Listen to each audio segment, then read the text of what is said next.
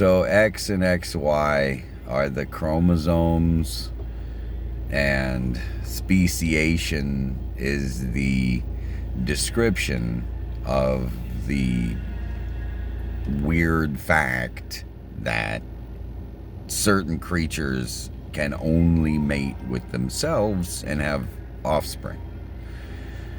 So that's weird, and it's a relative thing. It's not a... If it was an absolute thing, then it wouldn't be the description of how a species cannot mate with another species. So the only reason speciation exists as a description of things is because of the relative interactions of creatures.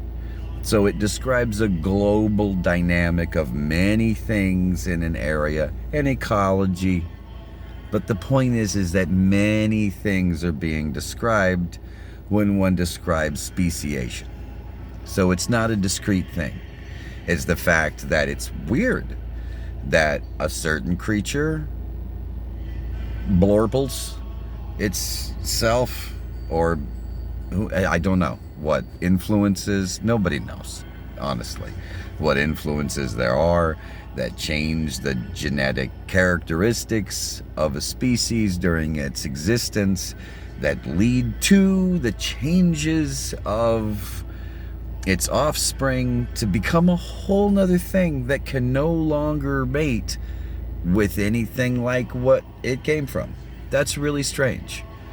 It's really weird that life, to look at it one more way, exemplifies in these discrete modes. Those are discrete. They are. Species are discrete. I'm a weasel. Those are discrete. But that the process is derived from each of them. And Darwin did prove that. There's, certain weird creatures that can't go be other weird creatures. But they can change so much that they're almost entirely new creatures. And that's weird. The big argument in evolution is the idea that things don't start one thing and then become another thing. But that is like saying that I didn't look at a page long enough to read the 3,000th word well enough to notice that it was misspelled. There's no evidence. There's no evidence either way, because it's impossible to study, because the time frames are so enormous. No, we haven't witnessed a fruit fly becoming a weasel. We haven't. We haven't witnessed things becoming other things. We haven't. It's not happened. But we do know that they change. Commonly. The changes seem to be usually very much along a expected sort of series of potential changes. There's potentials in the form of a species. They tend to change and mutate in those ways for some reason. We don't know why. Nobody knows why. Nobody's ever seen anything like get really big, strong legs all of a sudden and be like, cool, look at my big, strong legs. I didn't have them before. It's usually like they tend to become strange in some particular fashion that's unuseful.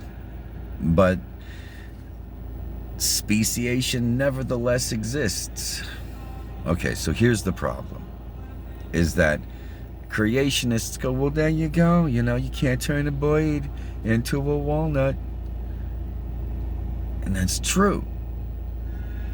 But it means nothing. And then evolutionists go, look, it's more reasonable to consider that, things change into each other, even though there's no evidence for that except that they change generally in their form as they're a thing. And that's a good observation, but it's not evidence. So the only thing that can be said is that it's weird. It's weird that there's discrete species. It's weird that they can't mate with each other. It's weird that they change predictably. It's weird that they can go from being kind of a thing here to kind of a thing here. It's weird. I believe that archaeologists and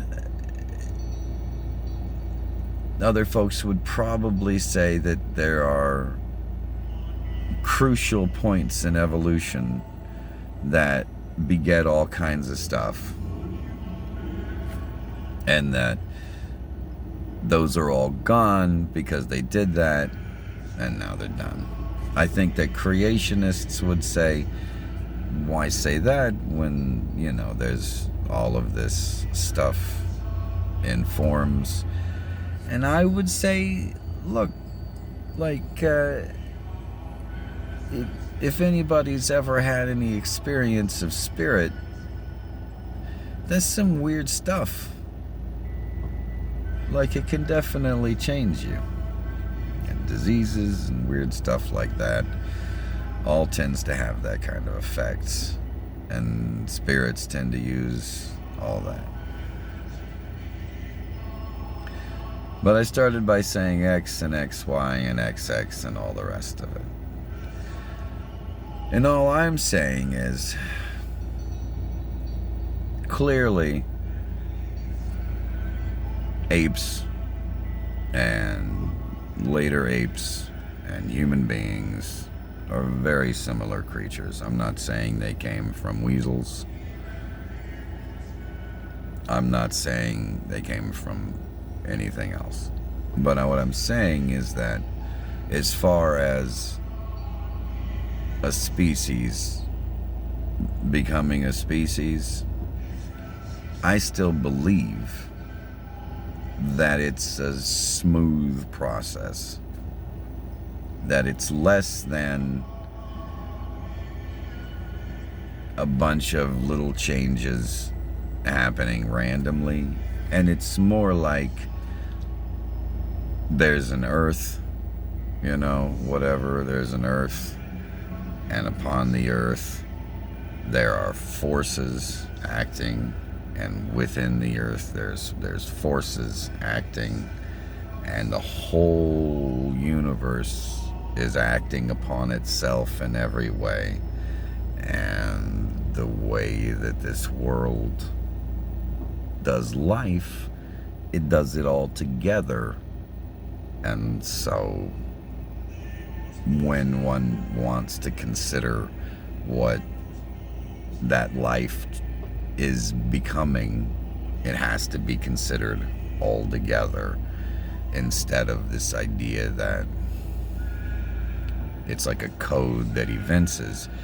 It all does it together, which is weird. And then if you know anything about spirit, you know that spirit acts upon life.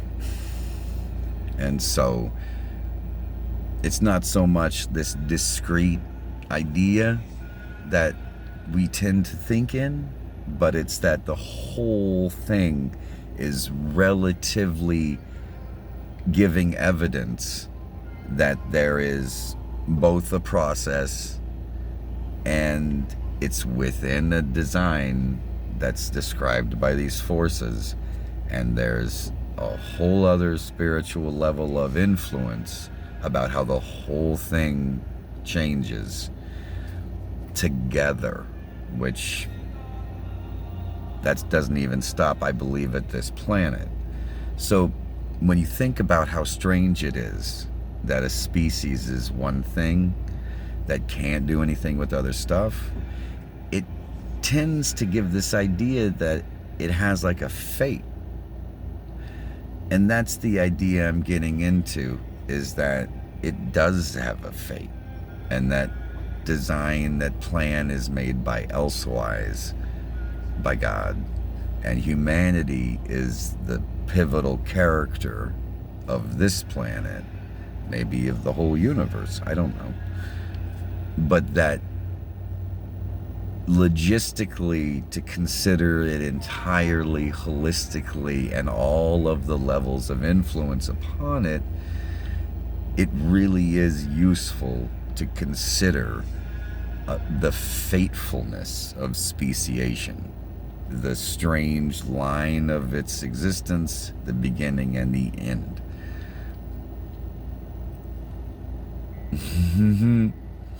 So the beginning of it has a beginning. It's not the kind of beginning that's easy to see. But maybe this fatefulness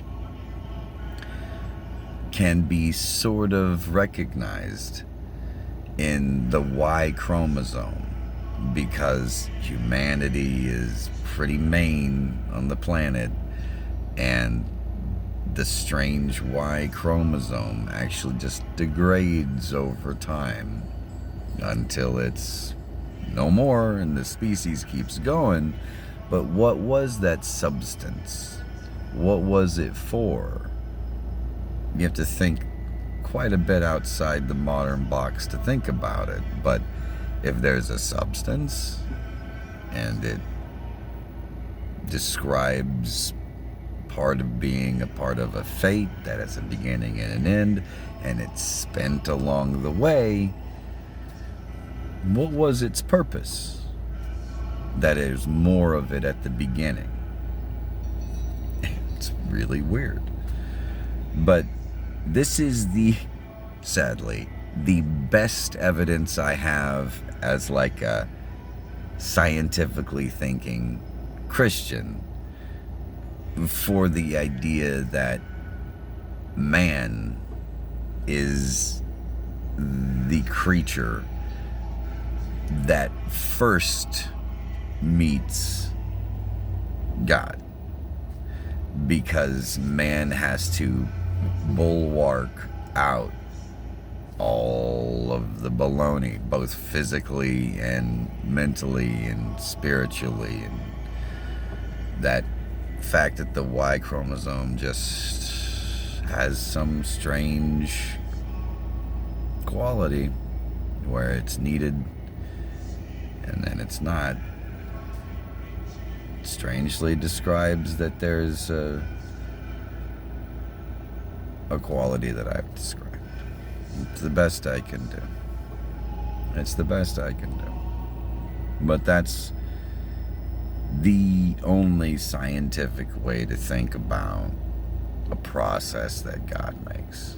So, if you watched that and it was useful, good.